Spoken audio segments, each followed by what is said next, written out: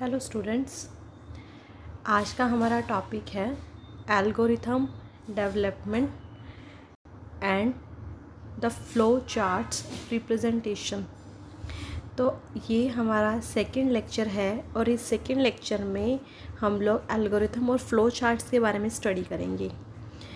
देखिए स्टूडेंट्स, हमने जो फर्स्ट लेक्चर में स्टडी किया था, फर्स्ट लेक्चर में हम लोगों ने एल्गोरिथम तक स्टडी किया था कि हमारे पास एल्गोरिथम क्या होता है। एल्गोरिथम में हमने बताया था कि एल्गोरिथम में हम लोग एक सीक्वेंस ऑफ स्टेप्स की बात करते हैं। तो वो वाले जो सीक्वेंस ऑफ स्टेप्स हमारे पास होते हैं वो हमें हेल्प करते हैं किसी भी कंप्यूटर के प्रोग्राम को रन करवाने के लिए। ठीक है, तो देखिए एल्गोरिथम डेवलपमेंट में हमने क्या लिखा है। For developing an algorithm, we should first analyze a given problem. There can be more than one method of solving the problem, and we must adopt the simple and efficient method. देखिए हमारे पास किसी भी programme को run करवाने के लिए देखिए हमारे पास एक से ज़्यादा मेथड होते हैं, लेकिन हमें कोशिश ये करनी है कि हमें एक ऐसा मेथड चूज़ करना है जो हमारे पास बहुत ही सिंपल और बहुत ही एफिशिएंट हो। तो उसके हमारे पास देखिए मेन स्टेप्स क्या होते हैं। फर्स्ट है to understand and analysis the given problem. जो भी आपके पास प्रॉब्लम है आप उसको खुद समझिए और पहले एनालिसिस कीजिए कि आखिर उसमें प्रॉब्लम है क्या। टू आइडेंटिफाई द आउटपुट और the result to be obtained, मतलब आपको ये पता होना चाहिए कि आपको क्या आपके लिए क्या डिज़ायरेबल आउटपुट है। थर्ड वन है हमारे पास कि टू डिज़ाइन द लॉजिक और the process to be followed for getting the output from the given input, मतलब आपको कुछ इस तरह से डिज़ाइन करना है कि आपको आपके डिज़ायरेबल आउटपुट मिल जाएगी जो भी आपने इनपुट दी है। ठीक है, तो एल्गोरिथम हमारे पास क्या होता है, एक सीक्वेंस ऑफ हमारे पास स्टेप्स होते हैं। उन सीक्वेंस ऑफ स्टेप्स को फॉलो करते हुए हम लोग किसी भी प्रोग्राम को लिखते हैं। तो वही है हमारे पास है, उस डेवलपमेंट हमें करनी है एल्गोरिथम के लिए। तो उसके लिए मेनली आपको ये 3 स्टेप्स आपको ज़रूरत है। ठीक है, तो नेक्स्ट देखिए, अब हम एग्जांपल स्टडी कर रहे हैं एल्गोरिथम के। आपको हम लोग यहाँ पर 2 एग्जाम्पल को स्टडी करेंगे। फर्स्ट है हमारे पास algorithm to find the efficiency of a Carnot heat engine. अब हमारे पास आप लोगों को ये डाउट होगा कि कार्नोट हीट इंजन क्या होता है। एक तरह का ना ये आप थर्मोडायनामिक्स में पढ़ेंगे, क्योंकि देखिए आपको जैसे पता है बीएससी सेकेंड ईयर का हम फर्स्ट पेपर कर रहे हैं। फर्स्ट पेपर में पहले 2 यूनिट्स आपके पास फोर्ट्रान की हैं और 2 यूनिट्स आपके पास थर्मोडायनामिक्स की हैं। तो थर्मोडायनामिक्स में आप डिटेल में पढ़ेंगे कि कार्नोट हीट इंजन हमारे पास होता क्या है। वैसे मैं आपको थोड़ा सा बता देती हूँ।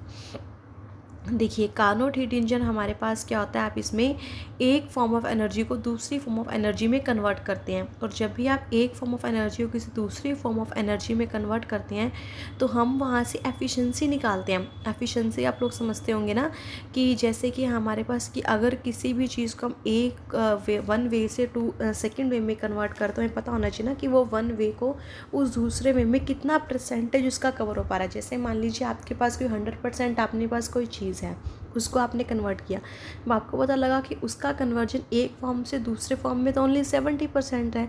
तो हम लोग यहाँ पे क्या कहेंगे कि उस चीज़ की हमारे पास एफिशिएंसी क्या होगी, हमारे पास 70% होगी।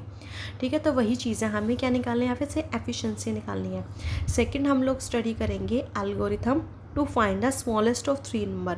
अगर आपके पास मान लीजिए मैंने 3 नंबर दे दिया आपको, ठीक है, जैसे कि मान लीजिए 2, 4 एंड द 6। अब आपको पता है स्मॉलेस्ट नंबर क्या है, 2 है। लेकिन यही आपको अब जैसे कि मान लीजिए आपके पास ये तो 3 नंबर हैं, तो आपने ईजिली आइडेंटिफाई करवा दिया कि आपके पास 2 जो है वो स्मॉलेस्ट नंबर है। जैसे कि मान लीजिए आपके पास कोई 30 नंबर्स हैं, 3 की बजाय 30 नंबर्स हैं, और इसका आपने अपने कंप्यूटर के अंदर प्रोग्राम को लिखना है। तो उस प्रोग्राम को कंप्यूटर कैसे उन 30 नंबर्स में से आपको कोई भी एक नंबर दे देगा, तो उसके लिए हमें प्रोग्राम लिखना है। तो यहाँ पे हम लोग एक छोटा सा प्रोग्राम करेंगे ओनली 3 नंबर्स का। इसकी जगह आप 30, 300 कितने भी नंबर्स का प्रोग्राम अपने कंप्यूटर में लिख सकते हैं। देखिए सबसे पहले हमने स्टडी करना है हीट इंजन की एफिशिएंसी। देखिए सबसे पहले स्टेप हमारे पास क्या होगा, read temperature T1 and T2। देखिए स्टूडेंट्स, इसमें ना कार्नोट हीट इंजन में हमें 2 तरह के टेम्परेचर रिक्वायरमेंट होते हैं। एक होता है सोर्स टेम्परेचर और एक होता है हमारे पास सिंक टेम्परेचर। ये आपको समझ आ जाएगा, अभी सिर्फ मैं एक बार जितना बता रही हूँ उतना एक बार आप समझिए, क्योंकि जैसे मैंने कहा आपके पास जो नेक्स्ट जो 2 यूनिट्स हैं वो आपके पास थर्मोडायनामिक्स के ही हैं। ठीक है। तो देखिए यहाँ पे एक होता है हमारे पास सोर्स टेम्परेचर और एक होता है हमारे पास सिंक टेम्परेचर। सोर्स टेम्परेचर होता है जहाँ से आपके पास आपने टेम्परेचर, सोर्स जो होता है वो हमारे पास हायर टेम्परेचर होता है और सिंक जो होता है वो हमारे पास लोअर टेम्परेचर होता है। ठीक है। तो सोर्स टेम्परेचर और एक होता है हमारे पास सिंक टेम्परेचर। तो सोर्स टेम्परेचर को हमने T1 नाम दिया और सिंक टेम्परेचर को हम लोगों ने T2 नाम दिया। उसी तरह से देखिए तो यहाँ पे हमारे पास क्या होगा, कैलकुलेट करेंगे हमारे पास, जैसे आपको पता है कि अगर हमारे पास कोई भी, अगर आपको जो टेम्परेचर जो है अगर आपको सेंटीग्रेड में दे रखा है, ठीक है, अगर आपको उसको केल्विन के अंदर कन्वर्ट करना है तो केल्विन के अंदर कन्वर्ट करने के लिए आप लोग क्या करते हैं, आप लोग उसमें 273 जो है उसमें ऐड करते हैं ना। तो उसी तरह से मैंने किया कि हमारे पास कोई भी जो टेम्परेचर जो आपको दिया हुआ है, मान लीजिए कि वो टेम्परेचर आपको केल्विन के अंदर दिया हुआ है, तो इस केल्विन को आपने सेंटीग्रेड में दिया हुआ है, सेंटीग्रेड में दिया तो केल्विन में कन्वर्ट करने के लिए दोनों साइड आप लोग क्या करेंगे, 273 हम लोगों ने ऐड कर दिया। ठीक है। उसके बाद देखिए फिर हमारे पास है, अब हमने एफिशिएंसी निकालनी है, तो एफिशिएंसी निकालने के लिए हमारे पास कुछ ना कुछ फॉर्मूला होना चाहिए। तो यहाँ से हम लोग एफिशिएंसी निकालने के लिए पहले निकालते होते हैं ईटा। जैसे कि कोई भी फॉर्मूला है, देखिए जैसे कि मान लीजिए मैंने कहा आपको 2 नंबर को एडिशन करना है, तो एडिशन के लिए आपको पॉजिटिव प्लस मतलब एक अर्थमेटिक ऑपरेशन आपको अप्लाई करना है। उसी तरह से जैसे कि मैंने आपको कहा कि आपने मीन निकालना है, तो मीन आप कैसे निकालते हैं, सभी नंबर्स को ऐड करके वो जितने भी नंबर्स होते हैं उसको n से आप लोग डिवाइड करते हैं। तो उसी तरह से ये एक फॉर्मूला है, दैट इज़ 1 माइनस का T2/T1। तो एफिशिएंसी निकालने का फॉर्मूला क्या होगा, ये जो नीटा मतलब ये जो फॉर्मूला है, इस फॉर्मूला को आप 100 से मल्टीप्लाई कर देंगे। ठीक है। फिर है हमारे पास राइट एफिशिएंसी और नेक्स्ट हमारे पास एंड का मतलब होगा कि प्रोग्राम हमारे पास ख़त्म हो गया। तो देखिए एल्गोरिथम हमारे पास क्या होता है, सिर्फ कुछ हमारे पास क्या होता है, that is a sequence of instructions. ठीक है। हमें इंस्ट्रक्शंस मिल जाती है, सीक्वेंस मिल जाती है। देखिए मैंने उसी सीक्वेंस में हमारे पास 6 स्टेप आए, बहुत ही ये स्टेप देखिए मेरे पास कैसे एकदम प्रिसाइज हैं, अनएम्बिग्यूस है, मुझे इसके अंदर कोई डाउट नहीं है किसी भी तरह का। अगर मैं इन्हीं स्टेप को फॉलो करते हुए एक प्रोग्राम लिखेंगे हम लोग, तो हमारे पास वो इजीली प्रोग्राम रन हो जाएगा। अब देखिए इसका फ़ायदा क्या है प्रोग्राम लिखने का। देखो अब T1 और T2, तो T1 और T2 तो हर बार चेंज हो सकता है। आप जितनी बार, अब ये तो है नहीं कि हमारे पास एक ही तरह का इंजन है, इंजन हमारे पास कोई लाखों करोड़ों पता नहीं कितने तरह के, हर सिटी में हर तरह का इंजन अलग अलग होगा। तो आप जितनी मर्जी T1 और T2 की वैल्यू पुट करती जाइए, जैसे जैसे आप वैल्यू पुट करते जाएंगे आपको क्या मिलता जाएगा, एफिशिएंसी मिलती जाएगी। तो जैसे ही अगर कंप्यूटर के अंदर मैंने ये एक बार, अभी तो सिर्फ देखिए हमारे पास एल्गोरिथम है। देखिए स्टूडेंट्स हमारे पास 3 स्टेप होते हैं। सबसे पहले होती है एल्गोरिथम, फिर उसका फ्लो चार्ट होता है, फिर हमारे पास प्रोग्राम लिखते हैं। अभी सिर्फ हम एक इनिशियल स्टेप पे हैं एल्गोरिथम पे। ठीक है। तो धीरे धीरे आपको समझ आ जाएगा। तो एल्गोरिथम तो मैंने लिख दी। ठीक है। तो अब देखिए एल्गोरिथम के लिए अब हम लोगों ने क्या किया, इस एल्गोरिथम के लिए हमने सीक्वेंस ऑफ स्टेप्स लिख दिए। तो इन सीक्वेंस ऑफ स्टेप्स को फॉलो करते हुए हम लोग प्रोग्राम की तरफ धीरे धीरे बढ़ेंगे। तो ये मेरे पास 6 स्टेप हो गए। इन 6 स्टेप को फॉलो करते हुए मैं पूरा के पूरा जो प्रोग्राम है वो लिख लेंगी। नेक्स्ट देखिए एक और एल्गोरिथम देखते हैं। नेक्स्ट है हमारे पास algorithm to find the smallest of 3 number. जैसे कि मैंने कहा मान लीजिए हमारे पास कोई 3 नंबर हैं। देखिए स्टेप फर्स्ट में मैंने क्या लिखा, रीड A, B और C। तीन हमारे पास स्टेप हैं। तो ये हमारे पास है A, B और C। सेकेंड स्टेप में हमारे पास है, देखिए जैसे कि मान लीजिए मैंने कहा कि हमारे पास हमारे पास कोई स्मॉल नंबर है। देखिए मुझे नहीं पता कि हमारे पास हमने मतलब कि कोई भी नंबर है। ठीक है। ABC, ज़रूरी नहीं है कि यहाँ पर मैंने लिखा हुआ जैसे कि स्मॉल इक्वल टू में A, आपको स्मॉल A को लेना है। आप स्मॉल किसी को भी ले सकते हैं, क्योंकि देखिए अभी हमें पता नहीं है कि ABC इन तीनों में से हमारे पास स्मॉलेस्ट नंबर कौन सा है। तो ठीक है, मैंने एक बार एग्जांपल ले लिया कि हमने कह दिया स्टेप के अंदर कि मान लीजिए हमारे पास स्मॉल नंबर जो है वो A है। देखिए फिर थर्ड स्टेप में मैंने कहा if B less than small, then small equal to B। अगर मान लीजिए मेरे पास B कोई ऐसा नंबर है जो मेरे पास स्मॉल से भी छोटा है, मतलब स्मॉल, मेरे बात देखिए मैंने क्या किया, स्मॉल इक्वल टू A। आप स्मॉल की जगह या A वर्ड यूज़ कर लीजिए या फिर स्मॉल यूज़ कर लीजिए, डजंट मैटर।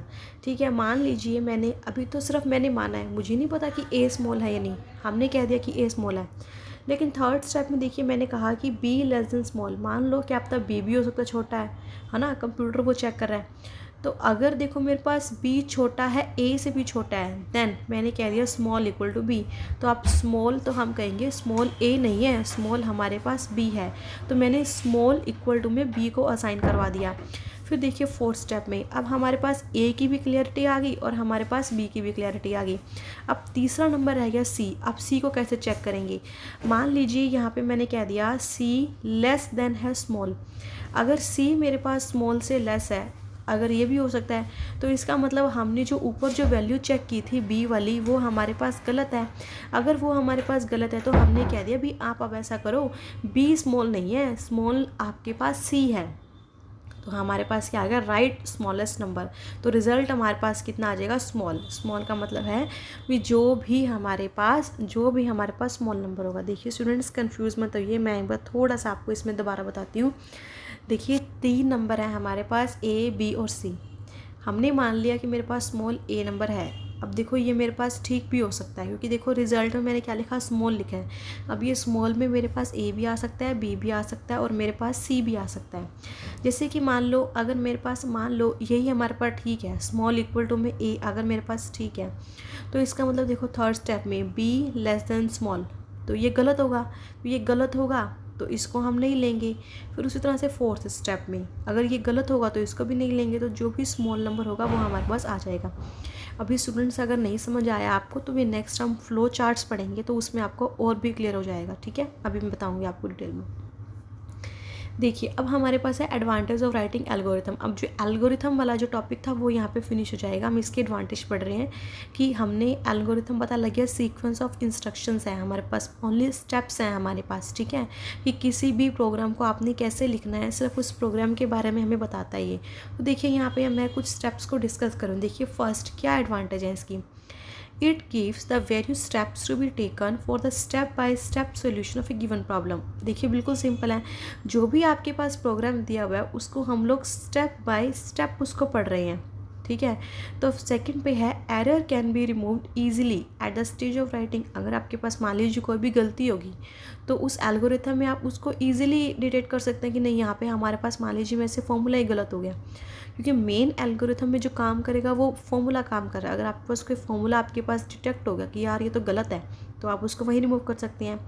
थर्ड है हमारे पास it doesn't depend upon the programming language. इसके प्रोग्रामिंग लैंग्वेज के ऊपर कुछ डिपेंड नहीं करता, ये सिर्फ और सिर्फ हमारे पास क्या है, एक स्टेप्स हैं।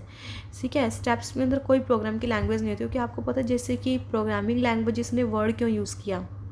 देखिए जैसे आपको पता है कंप्यूटर के अंदर जब आप प्रोग्राम लिखेंगे ना, तो फोर्ट्रान अपने आप में एक लैंग्वेज है। ठीक है, अब जैसे आप हिंदी बोल रहे हैं तो हिंदी एक लैंग्वेज है। ठीक है, अब सामने वाले को अगर आपने हिंदी के अंदर समझाना तो आपको प्रॉपर हिंदी बोलेंगे आप, तभी उसको समझेंगे ना। तो हिंदी मेरी भाषा है। उसी तरह से अगर आप कंप्यूटर में फोर्ट्रान यूज़ करें तो फोर्ट्रान एक प्रॉपर लैंग्वेज है। अगर आप उस लैंग्वेज को फॉलो नहीं करेंगे तो कंप्यूटर उस चीज़ को नहीं समझेगा। ठीक है, तो इसीलिए एल्गोरिथम क्या है, एल्गोरिथम हमारे पास प्रोग्रामिंग लैंग्वेज नहीं है। ठीक है, ये ध्यान रखना, एल्गोरिथम प्रोग्रामिंग लैंग्वेज नहीं है। एल्गोरिथम सिर्फ और सिर्फ किसी भी प्रोग्राम को रन करवाने के लिए हमारे पास सिंपल से स्टेप्स होते हैं।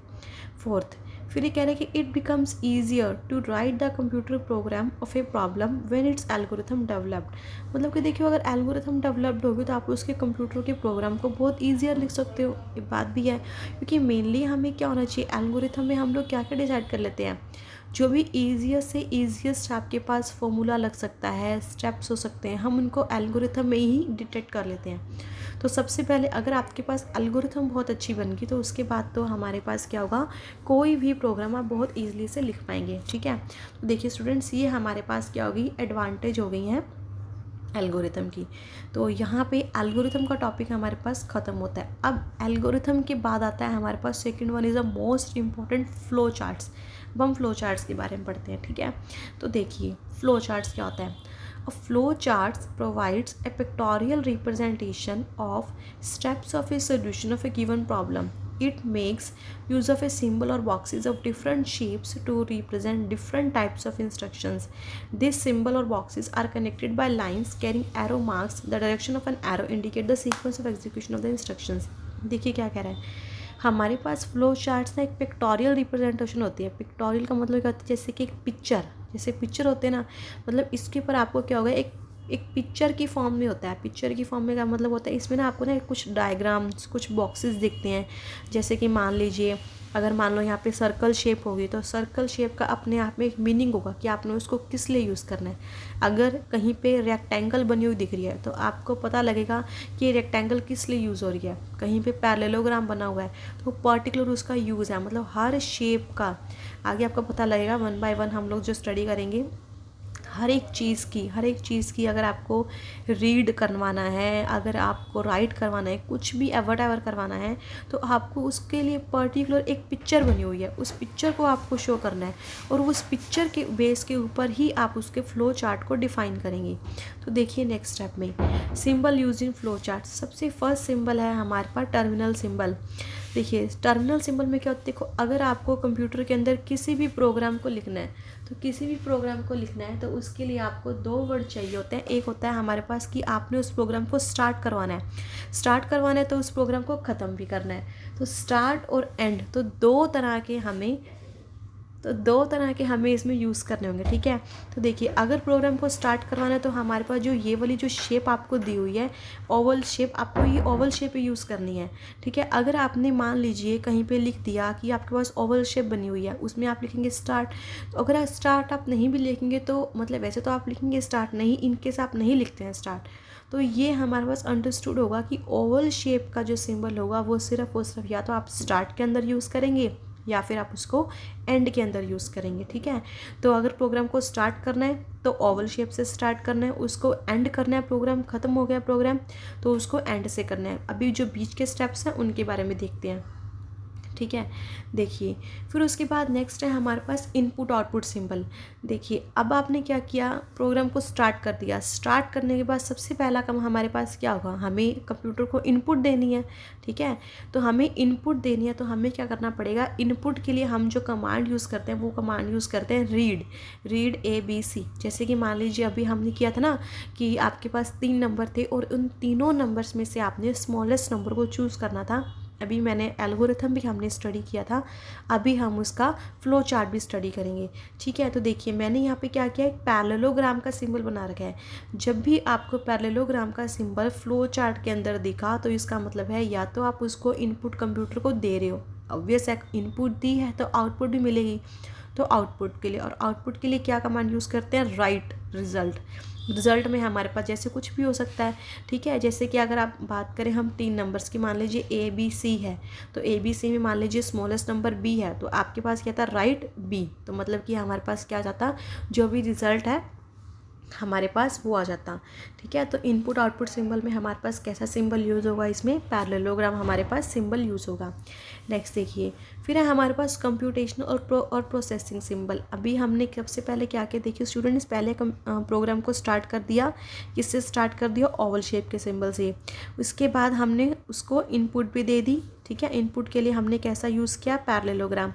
अब आपको पता है कि जैसे कि मान लीजिए आपने किसी कंप्यूटेशनल प्रोग्राम के लिए आप लोगों ने क्या किया कि उसके अंदर आपने कंप्यूटेशन करना है, तो कंप्यूटेशन के लिए आपको उसमें कुछ ना कुछ आपको अर्थमेटिक अप्लाई करना पड़ेगा। तो अर्थमेटिक में हमारे पास कोई भी एडिशन सब्ट्रैक्शन जो भी आप यूज़ करेंगे, तो उसके लिए हम जो सिंबल यूज़ करते हैं वो हम यूज़ करते हैं रेक्टेंगल शेप्ड सिंबल। तो रेक्टेंगल शेप के अंदर आप किसी भी तरह की जो कैलकुलेशन होगी, जैसे कि 2 नंबर्स का अगर हमने एडिशन करना है तो एडिशन के लिए आपको A+B करना पड़ेगा। तो A+B में आपका क्या होगा, तो A+B जब 2 तरह का आप ऐड करेंगे तो उस एडिशन में आपको उसमें अर्थमेटिक अप्लाई कर रहे हैं। तो अर्थमेटिक कौन सा, आप इसमें पॉजिटिव अर्थमेटिक अप्लाई कर रहे हैं। तो उस पॉजिटिव अर्थमेटिक के लिए आपको क्या करना पड़ेगा, एक कंप्यूटेशनल एक इस तरह का जो सिंबल होगा जिसमें आप रेक्टेंगल शेप यूज़ करेंगे। तो इस रेक्टेंगल शेप के अंदर आप कोई भी जो भी कैलकुलेशन होगी उस कैलकुलेशन को आप परफॉर्म कर लेंगे। ठीक है। नेक्स्ट देखिए फिर होते हैं फ्लो लाइन सिंबल। अब देखिए अब हमने क्या किया, हमें पता लग गया कि आपने किसी भी सिस्टम को स्टार्ट कैसे करना है, एंड कैसे करना है, इनपुट देनी है, आउटपुट देनी है, ये सारा कुछ तो हमें पता लग गया। लेकिन अब इन सारों को आपस में कनेक्ट भी करना है, तो उसको कनेक्ट किसकी हेल्प से करते हैं, फ्लो लाइन की हेल्प से कनेक्ट करते हैं। ठीक है, तो वही मैंने लिखा है। देखिए क्या है कि this symbols are in the form of arrow heads and are use to indicate the order in which the steps of algorithm are to be executed. The normal order of flow is from top to bottom and left to right.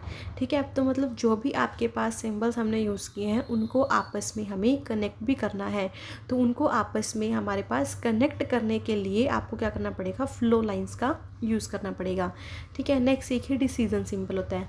देखिए अब जैसे मान लीजिए आपके पास 2 number हैं, ठीक है, तो डिसीजन सिंबल में हम एक डायमंड शेप्ड का हमारे पास सिंबल होता है। उस डायमंड शेप्ड के सिंबल के अंदर आपको उस जो भी आपने डिसीजन लेना है उसको लिख देते हैं। ठीक है, अगर तो वो डिसीजन आपके पास ट्रू होता है तो आप उसी हिसाब से आगे चलते हैं। अगर वो आपके पास सिंबल के अंदर जो लिखा हुआ है वो फॉल्स हो गया तो आप उसी के हिसाब से चलते हैं। ठीक है, देखिए अभी आपको समझ आएगा। नेक्स्ट में देखिए ये होता है हमारे पास डायमंड शेप्ड सिंबल। ठीक है, अब डायमंड शेप्ड सिंबल के अंदर देखिए ये क्या लिखा हुआ है, इज़। जैसे मान लो मेरे पास कोई 2 नंबर हैं, ठीक है, एक ए ले लिया मैंने 4 और बी ले लिया मैंने 6। ठीक है, मैंने लिखा is A greater than B, मुझे नहीं पता। ठीक है, ये ए ग्रेटर देन बी है कि नहीं है, क्यों नहीं पता, क्योंकि हमें कंप्यूटर का प्रोग्राम लिखना है, हम उसी हिसाब से बात कर रहे हैं। ठीक है, मैंने कहा ए ग्रेटर देन बी, मान लीजिए ए 4 है और बी 6 है, अब तो मुझे पता है कि बी ग्रेटर है। ठीक है, तो अब देखिए अब ए ग्रेटर देन बी है, इसका मतलब ये गलत है। 4 मैंने कहा ए, हमने अगर 4 लिया है, बी 6 लिया है, तो इसका मतलब ये कह रहा है कि 4 ग्रेटर है 6 से, मतलब ये फॉल्स है। देखिए मैंने एक एरो लगा रखा है ना, देखिए फॉल्स लिखा हुआ है, तो इसका मतलब आप यहाँ आ जाएंगे, नीचे की तरफ आ जाएंगे, तो आपका प्रोग्राम नीचे की तरफ जैसे आप आएंगे तो नीचे वाली जो इंस्ट्रक्शंस लिखी होंगी आप उनको फॉलो करेंगे। अगर ए ग्रेटर देन बी ये मेरे पास ट्रू है तो क्या करेंगे, आप देखिए जो मैंने ट्रू वाला लिख रखा है तो आप यहाँ पे राइट साइड में चल पड़ेंगे, तो यहाँ पे जो इंस्ट्रक्शंस लिखी होंगी आप उसको फॉलो करेंगे। ठीक है, तो अगर इस डिसीजन बॉक्स के अंदर जो आपने लिखा हुआ है अगर तो वो ठीक हो रहा है तो आप चले जाएंगे राइट साइड की तरफ। अगर इस डिसीजन बॉक्स के अंदर ऐसा कुछ लिखा हुआ है जो फॉल्स है तो आप कहाँ चले जाएंगे, इन द डाउनवर्ड डायरेक्शन में। ठीक है, तो यही है हमारे पास कि अगर आपके पास कुछ भी अगर आपने डिसीजन बॉक्स के अंदर लिखा है वो गलत है या सही है, वो आपके पास डिपेंड करेगा कि हमारे पास वो कंडीशन जो है उसको हम फॉलो कर पा रहे हैं या नहीं कर पा रहे हैं। ठीक है, तो नेक्स्ट देखिए फिर है हमारे पास कनेक्टर सिंबल। अब जैसे मान लीजिए प्रोग्राम जो आपने लिखा वो बहुत ही लेंथी हो गया है और कोई 3 या 4 पेजेस में आ रहा है, तो 3 या 4 पेजेस में आ रहा है। अब एक पेज पे तो आपने फ्लो चार्ट लिख दिया, अब उसी को आपने दूसरे पे लिखना, तो क्या करना पड़ेगा, तो आपको एक पेज पे जो आपने लिखा हुआ है दूसरे पेज पे जो फ्लो चार्ट लिखेंगे उसको आपस में कनेक्ट भी तो करना है ना, तो उसे कनेक्ट करने के लिए हम लोग यूज़ करें that is a connector symbol. तो देखिए इस तरह का हमारे पास कोई सिंबल होगा। ठीक है, तो इस तरह का जब आप देखेंगे, जब आप अपनी बुक्स में जो देखेंगे, देखना जो 3-3 4-4 पेजेस की होंगे, अगर एक पेज के ऊपर हमारे पास जैसे ही ख़त्म हो गया तो नेक्स्ट पेज पे जाने के लिए आप क्या करेंगे, ये 2 जो साइन है उसमें दोनों में सेम वर्ड लिख के और इस तरह से ऐसे जैसे मैंने बना रखा बिल्कुल एज इट इज़ बना देंगे, तो सामने जो एग्ज़ामिनर होगा उसको भी पता लग जाएगा कि आपका जो फ़्लो चार्ट है वो एक पेज से दूसरे पेज पे आपने उसको लिख रहे हैं, अभी ख़त्म नहीं हुआ है, जबकि ये आपका ठीक है आपका ख़त्म नहीं हुआ है, आपने सिर्फ प्रोग्राम आपका जो फ़्लो चार्ट है वो लेंथी है, एक पेज से आप दूसरे पेज में गए हैं। ठीक है स्टूडेंट्स, तो इसे बोलते हैं हमारे पास कनेक्टर सिंबल। नेक्स्ट देखिए rules for drawing flow chart. अब इसको क्या रूल्स हैं, first every symbol except for the decision should have only one exit point. As far as possible there should be one entry point to each symbol. This condition is must in case of a decision box. देखिए क्या कह रहा है कि अगर आपने हर एक चीज़ के लिए बोल रहा है कि आप कोशिश करो कि एक ही आप उसको वन ही हमारे पास उसका एंट्री पॉइंट और उसका एक ही हमारे पास एग्जिट पॉइंट हो। ठीक है, फिर ये कह रहा है flow line should never cross each other, flow lines एक दूसरे के ऊपर क्रॉस नहीं करनी चाहिए। Every branch in decision box must be labelled and the condition of decision making must be written within that decision box. मतलब जो भी आपने डिसीजन जैसे आप डिसीजन के लिए हमने कैसा यूज़ करना है, हमारे पास डायमंड शेप यूज़ करना है, तो उसके लिए आपने क्या करना है, उस डिसीजन को आपने जो भी आपका जो स्टेटमेंट है उस डिसीजन को आपने उस डायमंड बॉक्स के अंदर लिखना है।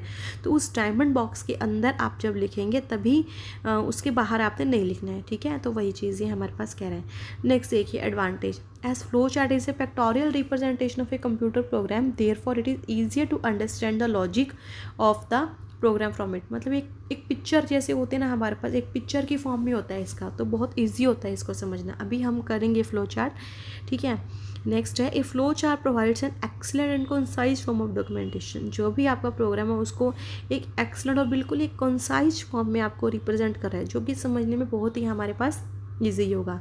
नेक्स्ट है हमारे पास सम एग्जांपल्स, वही 2 एग्जांपल्स करेंगे जो हमने एल्गोरिथम में किए थे, वही सेम 2 एग्जांपल हम लोग फ्लो चार्ट के पढ़ेंगे, ठीक है। तो फ्लो चार्ट के हम लोग वही सेम एग्जांपल पढ़ेंगे। देखिए सबसे पहला है flow chart to find the efficiency of a Carnot heat engine when temperature T1 and T2 of its source and sink are given in degree Celsius as follow, ठीक है। देखिए सबसे पहले मैंने किया स्टार्ट में देखिए हमारे पास क्या आ जाएगा, एक मेरे पास क्या है ओवल शेप्ड सिंबल है, ओवल शेप्ड सिंबल है तो मेरे पास क्या करेंगे, हमने इसको स्टार्ट किया, ठीक है। तो स्टार्ट करने के बाद जैसे कि अब आपको पता है हम लोग क्या करेंगे, मैंने किया रीड करवा दिया मैंने T1 और T2। अब देखिए जैसे ही हमने इसको रीड करवाया, तो रीड करवाने के लिए भी हमने क्या कहा था, कैसा सिंबल यूज़ करते हैं, पैरेललोग्राम। तो देखिए वही पैरेललोग्राम बना हुआ है, रीड करवा दिया T1 और T2। फिर उसके बाद है हमारे पास हमने क्या यूज़ किया, कैलकुलेशन करनी है। कैलकुलेशन ये तो है, देखिए मैंने बताया था ना, अगर आपके पास सेंटीग्रेड में दे रखा है, सेल्सियस में दे रखा है, तो केल्विन में कन्वर्ट करने के लिए क्या करेंगे 273। तो देखिए रेक्टेंगल शेप यूज़ कर रखा है, capital T1 is equal to कितना आ जाएगा, स्मॉल ऑफ T1 प्लस 273, और उसी तरह से आ जाएगा capital T2 is equal to small of T2 plus 273। तो फिर से हमारे पास कैलकुलेशन करनी है, कैलकुलेशन ही तो है, फॉर्मूला यूज़ करें तो नीटा इज इक्वल टू 1 माइनस का T2/T1, ठीक है। इसमें गलत लिखा हुआ है, T2/T1 होगा। फिर से कैलकुलेशन है, रेक्टेंगल शेप का यूज़ कर लिए, एफिशिएंसी इज इक्वल टू कैसे निकालते हैं, नीटा इंटू में 100 इंटू में परसेंट। फिर हमारे पास देखिए हमें क्या चाहिए, मैंने कहा था ना राइट एफिशिएंसी, राइट किसके लिए यूज़ करते हैं, आउटपुट के लिए, और आउटपुट के लिए कैसा सिंबल यूज़ करते हैं, पैरेललोग्राम। तो राइट एफिशिएंसी, देन स्टॉप के लिए कौन सा सिंबल यूज़ करते हैं, ओवल शेप्ड। सारा कुछ यूज़ हो गया। और देखिए ये जो एरो से देखो कनेक्ट किया हुआ है, ये मेरे पास क्या है, ये हमारे पास एरो से इसको कनेक्ट कर रखा है, ये है फ्लो लाइंस जो हम लोगों ने पढ़ा। देखो सारा कुछ स्टूडेंट्स इसके अंदर यूज़ हो गया, कैसे स्टार्ट किया, कैसे पैरेललोग्राम का सिंबल यूज़ हुआ, कैसे रेक्टेंगल का सिंबल यूज़ हुआ। तो अभी इसमें सिर्फ एक ने यूज़ हुआ कनेक्टर सिंबल, क्योंकि ये एक ही पेज के अंदर हमारे पास आ गया, नहीं तो आप वो वाला जो सिंबल हमने डबल सर्कल वाला जो देखा था वो भी आप इसमें देखते, ठीक है। तो वो किसी नेक्स्ट में आपको दिखा देंगे। नेक्स्ट देखिए एक और हमारे पास फ्लो चार्ट देखते हैं। ये है हमारे पास जैसे कि ABC 3 नंबर्स दिए हुए हैं, तो इसका फ्लो चार्ट देखिए कैसे करेंगे। सबसे पहले मैंने क्या किया, स्टार्ट, ठीक है।